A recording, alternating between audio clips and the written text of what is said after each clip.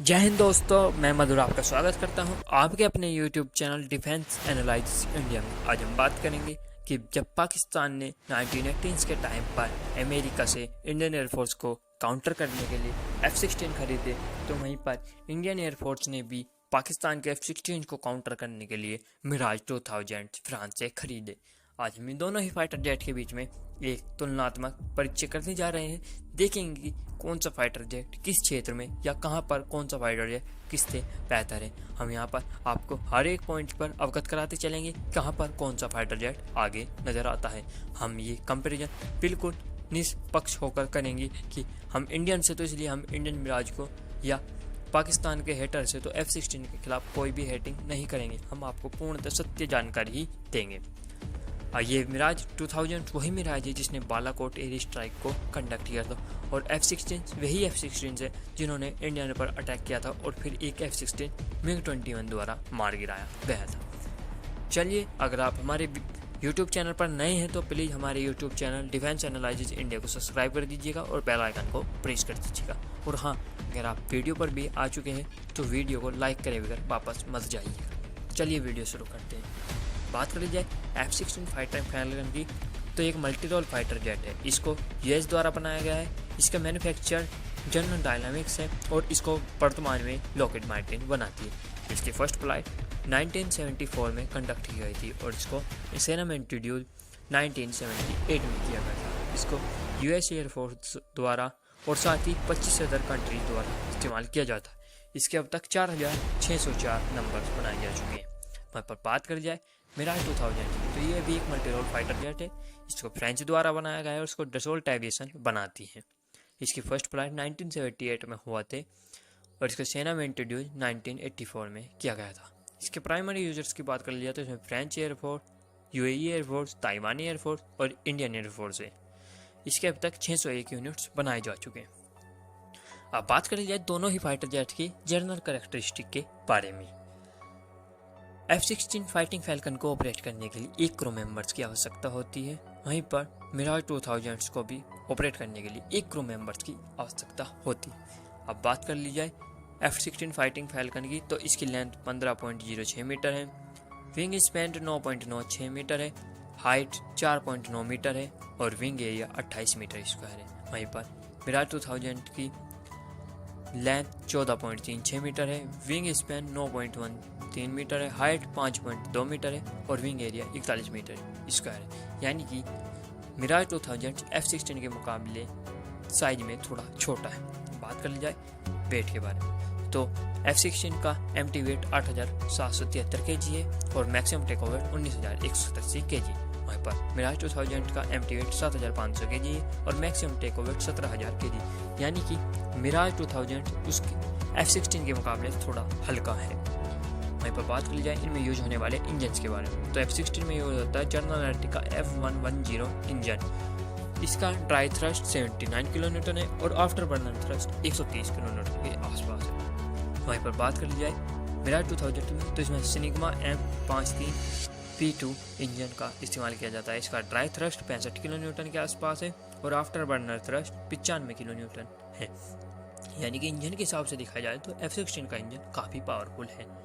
वहीं पर बात कर जाए इनकी परफॉर्मेंस के बारे में, तो F-16 की स्पीड 2 मैक है और वहीं पर मिराज 2000 की स्पीड 2.2 मैक, यानी कि स्पीड के मामले में मिराज 2000 थोड़ा आगे है। वहीं पर बात कर लिया इनकी कॉम्बैट रेंज के बारे में, तो F-16 कॉम्बैट रेंज 5046 किलोमीटर है। वहीं पर मिराज 2000 की कॉम्बैट रेंज 700 किलोमीटर है। यानी कि कॉम्बैट रेंज के हिसाब से मिराज 2000 से आगे है। फेरी रेंज की बात कर ली जाए तो F-16 की फेरी रेंज 4217 किलोमीटर है। वहीं पर मिराज 2000 की फेरी रेंज 3335 किलोमीटर, यानी कि फेरी रेंज के हिसाब से F-16 आगे है। सर्विस सीलिंग की बात कर ली जाए तो F-16 की सर्विस सीलिंग 15000 मीटर है। वहीं पर मिराज 2000 की सर्विस सीलिंग 17060 मीटर है। यानी कि सर्विस सीलिंग के हिसाब से मिराज 2000 से आगे है। वहीं पर बात कर लिया रेट ऑफ क्लाइंब की, तो F-16 का रेट ऑफ क्लाइंब 250 मीटर पर सेकंड है। वहीं पर मिराज 2000 का रेट ऑफ क्लाइंब 285 मीटर पर सेकंड है। यानी कि रेट ऑफ क्लाइंब में भी फिर से मिराज 2000 से आगे है। अब बात कर जाए इनके वेपन्स के बारे में, तो F-16 में एक 20 mm की 6 बैरल रोटेटरी कैनन लगी है। वहीं पर मिराज 2000 में 2 30 mm की रिवॉल्वर कैनन लगी हुई है, यानी कि F-16 की उसमें ज़्यादा राउंड्स ऑफ फायर हो सकते हैं, लेकिन अगर पावर के हिसाब से देखा जाए तो मिराज 2000 की 2 कैनन की पावर ज़्यादा होगी, यानी कि यहाँ पर दोनों ही समान स्थिति में नजर आते हैं। अगर हार्ड्स पॉइंट्स की बात कर ली जाए तो F-16 में 11 हार्ड्स पॉइंट है, वहीं पर मिराज 2000 में 9 हार्ड्स पॉइंट है, यानी कि हार्ड्स पॉइंट के हिसाब से भी मिराज के हिसाब से F-16 थोड़ा भारी पड़ रहा है।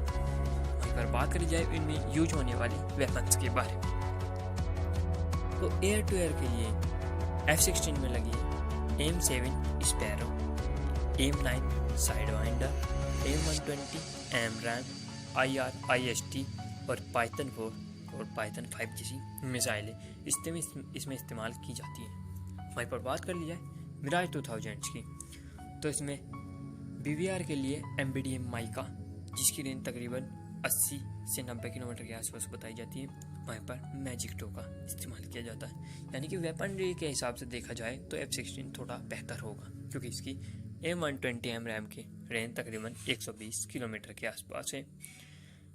इसके भी कई सारे वर्जन हैं, किसी की रेंज, हम AIM-120 की बात कर रहे हैं, किसी की रेंज 120 किलोमीटर, किसी की 110 और किसी की स्थिति भी फालतू है। तो फिलहाल अगर देखा जाए तो AIM-120 काफ़ी एज प्रदान करती है F-16 को। वहीं पर बात कर ली जाए एयर टू सरफेस मिसाइलों के बारे में, तो F-16 में लगी है AGM-65, AGM-88, AGM-154 और AGM-158 जैसी एयर टू ग्राउंड मिसाइलें। वहीं पर मिराज 2000 में लगी AIM-39 एक्सो है। ये काफ़ी मिसाइलों के अगर एयर टू ग्राउंड के हिसाब से देखा जाए तो यहाँ पर भी F-16 के पास क्वांटिटी तो काफ़ी सारी है, मतलब अलग अलग प्रकार के वेपन से कैरी कर सकता है। लेकिन बात कर जाए AIM-39 एक्सोसेट की, तो ये काफ़ी वर्ल्ड की बेस्ट मिसाइलों में से एयर टू ग्राउंड के लिए मानी जाती है।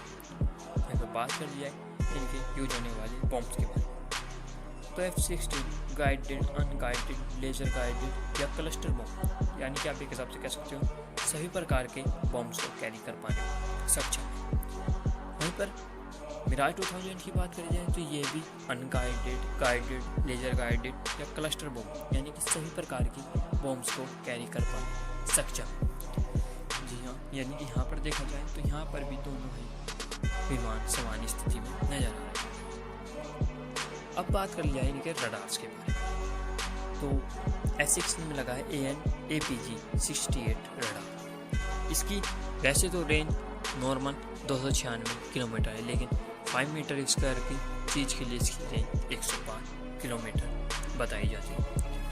वहीं पर जो रडार मिराज 2000 में लगा है उसका नाम है थॉमसन CSF RDY रडार। इसकी रेंज 5 मीटर स्क्वायर के लिए 120 किलोमीटर बताई जाती है, यानी कि रडार के हिसाब से देखा जाए तो मिराज 2000 की अगर ओवरऑल में कंपेरिजन किया जाए तो तकरीबन मैं यही कहूँगा कि दोनों ही फाइटर जेट बहुत बेहतर हैं। कुछ चीज़ों में F-16 आगे हैं, कुछ चीज़ों में मिराज 2000 आगे हैं। बात कर ली जाए अगर परफॉर्मेंस में मिराज 2000 F-16 के मुकाबले काफ़ी ज़्यादा बेहतर स्थिति में नजर आता है। वहीं पर वेपन कैरी कैपेसिटी में देखा जाए तो F-16 थोड़ा ज़्यादा वजन कैरी कर पाने में सक्षम है। मिसाइलों की बात करते हैं तो F-16 में ज़्यादा बेहतर मिसाइलें, एयर टू एयर के लिए ज़्यादा बेहतर मिसाइल लगी हुई है, लेकिन एयर टू ग्राउंड के लिए मिराज 2000 को बेहतर माना जाता है, क्योंकि ख़ास तौर पर बॉम्बिंग के लिए ही इस्तेमाल किया जा सकने में सक्षम। ये एयर टू एयर कॉम्बैट भी कर सकते हो कि एयर टू ग्राउंड में, तो इसका अनुभव है। F-16 के मुकाबले एयर टू ग्राउंड के लिए ज़्यादा उन्नत स्थिति में होता है और एयर टू एयर कॉम्बैट के लिए F-16 बेहतर है, यानी कि दोनों ओवरऑल देखा जाए तो दोनों ही फाइटर जेट बहुत बेहतर स्थिति में नजर आ रहे हैं। लेकिन फर्क डाल देता है इनका रडार। दोनों के रडार काफ़ी कमज़ोर है, एक दूसरे को तक 60-70 किलोमीटर के एरिया में ही ट्रैक कर सकते हैं और इतने एरिया में दोनों ही एक दूसरे को शूट कर सकते हैं। तो यहाँ पर पायलट की भूमिका अहम है। हम अभी सभी दर्शकों से कहना चाहते हैं, अगर आप किसी भी दर्शक को कोई भी वीडियो सजेस्ट करनी हो तो प्लीज़ हमको कमेंट बॉक्स में सजेस्ट कीजिए, हम आपके टॉपिक पर अवश्य वीडियो। जय हिंद, जय भारत।